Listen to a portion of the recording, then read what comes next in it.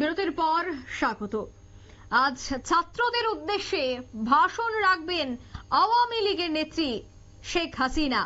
সন্ধ্যার দিকে ভার্চুয়ালি বক্তব্য রাখতে পারেন শেখ হাসিনা। তার ভাষণের দিকেই তাকিয়ে রয়েছে ইউনূসের প্রশাসন। ছাত্রদের উদ্দেশ্যে এই ভাষণ হতে চলেছে, কতটা গুরুত্বপূর্ণ এবং তাৎপর্যপূর্ণ হতে চলেছে শেখ হাসিনার এই ভাষণ, বিস্তারিত জানবো। টেলিফোন লাইনে যুক্ত হয়ে গেছে নিউজ ভ্যানগার্ড প্রতিনিধি শেখ মনিরুল। মনিরুল, ঠিক কি জানতে পারছো?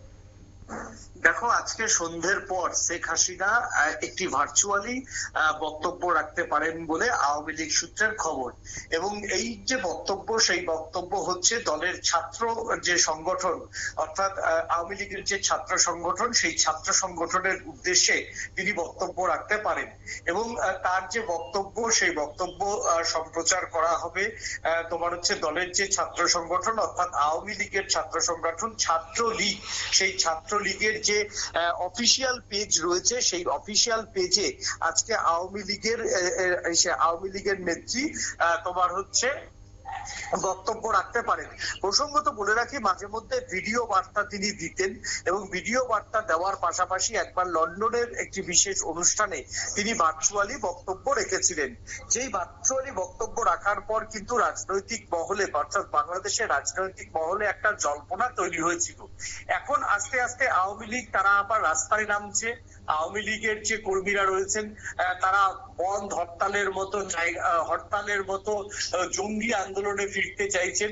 অন্যদিকে শেখ হাসিনার আমলেই ভালো ছিলাম, এরকম বহু পোস্টার কিন্তু বাংলাদেশে পড়া শুরু করেছে।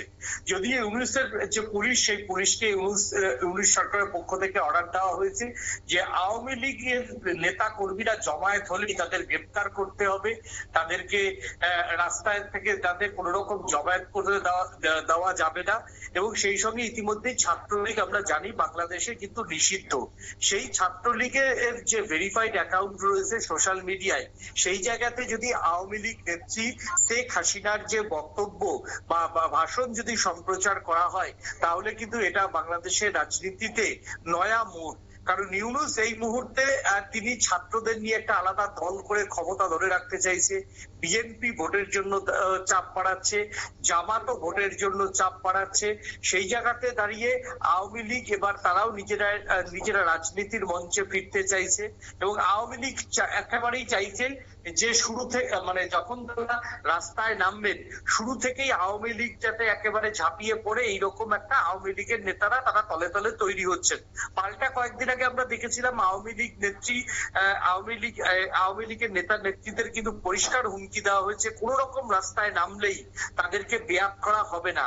এই যে ইউনূস সরকারের যে বক্তব্য, সেই বক্তব্যকে কিন্তু কার্যত পাল্টা চ্যালেঞ্জ দিলেন শেখ হাসিনা। শেখ হাসিনা এবার এই তার যে সংগঠনের টাকা ধর্মঘটের আগে তিনি সরাসরি এবার তাদের ভেরিফাইড অ্যাকাউন্টে আজকে একটি বক্তব্য রাখতে পারেন, যে বক্তব্য নিয়ে ইতিমধ্যেই বাংলাদেশের রাজনৈতিক মহলে আলোড়ন তৈরি হয়ে গেছে। এবং ছাত্র সংগঠনকে যেহেতু বাংলাদেশ সরকার বেআইনি বলে ঘোষণা করা হয়েছে এবং তার কোনো আইনি বৈধতা নেই, এবং তার দলের ছাত্র নেতারা বহু জায়গাতেই আত্মগোপন করে রয়েছে, সেই জায়গাতে তোমার হচ্ছে আওয়ামী লীগের তরফ থেকে বিভিন্ন জায়গায় কিন্তু আজকে শেখ হাসিনা তিনি বক্তব্য রাখবেন, এইটা প্রচার করা হচ্ছে। আওয়ামী লীগের নেতা নেত্রীদের উপর আজকে যেমন পুলিশের নজর থাকবে, এবং আওয়ামী লীগের এই যে ছাত্রদের ভেরিফাইড অ্যাকাউন্টে যদি শেখ হাসিনা বক্তব্য রাখেন, তার বক্তব্যের দিকে কিন্তু তাকিয়ে থাকবে গোটা দেশ, তাকিয়ে থাকবে ইউনূস সরকার। তিনি নির্বাচনের আগে কি বক্তব্য দিচ্ছেন এবং কাকে কাকে আক্রমণ করে বক্তব্য দিচ্ছেন তা জানার জন্য কিন্তু বিরোধীরাও অধীর আগ্রহে বসে থাকবেন। এখন দেখার যে আজকে সন্ধ্যেবেলা আওয়ামী লীগের যে অফিসিয়াল যে পেজ রয়েছে, সেই অফিসিয়াল পেজে শেখ হাসিনার যে বক্তব্য, সেই শেখ হাসিনার বক্তব্য তোমার হচ্ছে কিভাবে উপস্থাপনা করেন শেখ হাসিনা। এবং শেখ হাসিনা সর্বপ্রথম বলে রাখি, শেখ হাসিনা প্রথমেই চাচাচলা ভাষায় যে ইউনূস সরকারকে আক্রমণ করবেন, সেদিকে কিন্তু বলার অপেক্ষা রাখে না। তবে শেখ হাসিনা একই সঙ্গে বিএনপি কে নিয়ে কতটা সুর চড়ান সেটার জন্যই কিন্তু রাজনৈতিক মহল এই জন্যই কিন্তু তাকিয়ে রয়েছে। অন্যদিকে তিনি জামাতকে কোন রকম ক্ষমা করবেন না, জামাত সহ মৌলবাদীদের তিনি কড়া ভাষায় জবাব দেবেন। ইউনূস এবং এই বৈষম্য বিরোধী ছাত্র নেতাদেরও একহাত নেবেন, সে বিষয়ে বলার অপেক্ষা রাখে না।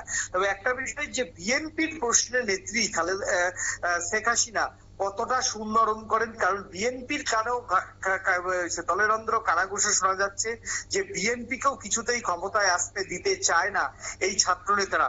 তাই বিএনপির বহু নেতাও কিন্তু এখনো পর্যন্ত তাদের থেকে মামলা মোকদ্দমা তুলে নেয়নি এই ছাত্র নেতারা, এবং তারা এখন চাইছে তারা নিজেরা একটি রাজনৈতিক দল করবে, যে রাজনৈতিক দলের মাথায় থাকবে ইউনূস। এখন সেই চেষ্টাই তারা করে যাচ্ছে। তবে এই আবহে যে আরো একজন অপরের শত্রু, সেই শত্রুর দিকে কতটা হাসিনা বন্ধুত্বের হাত বাড়িয়ে দেয় সেটা দেখার জন্যই বাংলাদেশের একাংশের জনগণ কিন্তু তারা অধীর আগ্রহে অপেক্ষা করে রয়েছেন। ধন্যবাদ। অর্থাৎ বাংলাদেশের কিন্তু একটা অংশ, একটা যুব সমাজ তাকিয়ে রয়েছে যে আজ কি বেরিয়ে আসে, কি বলেন হাসিনা।